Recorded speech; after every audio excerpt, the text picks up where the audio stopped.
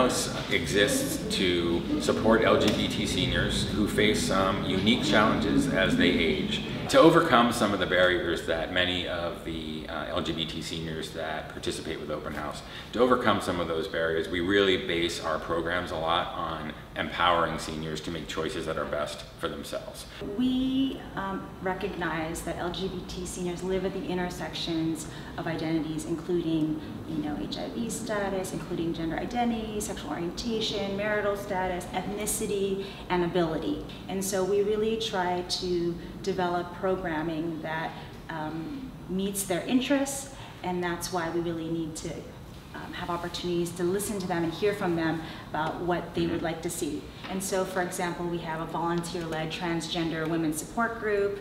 A lot of our other arts and culture, our opera, our Japanese, culture class, our Spanish classes, those are all senior-led. So Openhouse offers LGBT aging cultural humility trainings in the community. So trainings involve looking at the barriers to access, looking at history, statistics, and data about LGBT aging and health disparities related to sexual orientation, gender identity. Openhouse has taken a very comprehensive approach to looking at how we as an organization can best impact the lives of as many people in our community as possible, which means we can't do it alone. And so we have developed partnerships with all sorts of senior service providers, housing providers across the city. The training program that Michelle just talked about is a wonderful way to create welcoming environments for LGBT seniors, no matter where they may find those services across the city. And we will be, in some ways, the portal and sort of the central place to go to get information. But these partnerships that we've developed are how we are going to have the most impact on all LGBT seniors. 55 Laguna is the achievement of the original Openhouse vision in many ways. We have combined the housing aspect with the community aspect and put those two things together in a way that I don't think any other communities have, or any other LGBT communities in different parts of the country have done.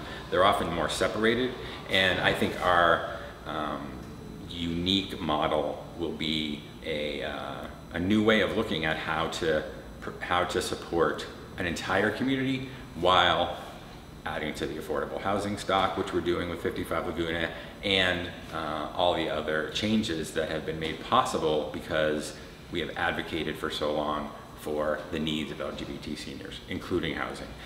The 55 Laguna development will include 119 units that will be affordable to seniors and welcoming to the LGBT community.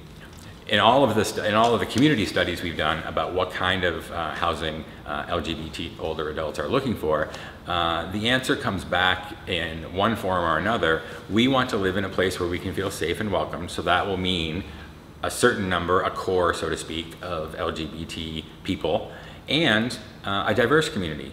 They want to live in the Castro, which includes LGBT and non-LGBT, younger, older. It's the vision that we've always had, which is to make sure that the buildings and the residents include opportunities for the entire community. And the open house service offices, the activity space, the expansion that we'll be able to realize at 55 Laguna for our organization will have an enormous impact on reaching more LGBT seniors around the city. For seniors to live in one of the 119 units we're building over at 55 Laguna, they will have to go through an application process, which is part of the city's affordable senior housing program. And the housing crisis in San Francisco has just reached enormous proportions, and the changes that it is having to the demographics of the city and who's moving in and who's moving out is just, it's dramatic. And the LGBT senior community, who has been here for so long, who are struggling to stay here in terms of the economics, what's happened now is affordable housing has just not increased in numbers compared to the need. The need has grown so much more quickly and so much larger than the supply.